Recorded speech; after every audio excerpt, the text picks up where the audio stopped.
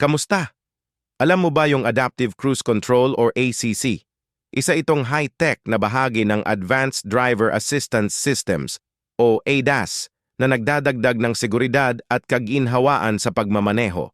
Sa madaling sabi, ang ACC ay parang co-pilot ng kotse mo na nag-a-adjust ng bilis para mapanatili ang ligtas na distansya sa sasakyan sa harap mo.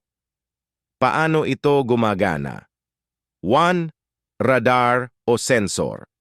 Mayroong parang superhero na radar o sensor ang ACC na palaging nakabantay sa daan para masense ang sasakyan sa harap mo. 2. Detect at measure. Parang marunong magmentalidad ang ACC. Iniisip nito ang distansya at bilis ng sasakyan sa harap mo. 3. Automated adjustments. Ang astig, nag-a-adjust ito ng bilis ng automatiko base sa nakolektang impormasyon kahit na kayang tumigil ng unti kung kinakailangan. Kumbaga, parang co-pilot mo ang ACC na nag-aalaga sa iyo sa kalsada. Isa itong bahagi ng ADAS na nagdadala ng ginhawa at seguridad, nagbibigay sa iyo ng kumpiyansa sa pagmamaneho. So, alam mo na, drive safe,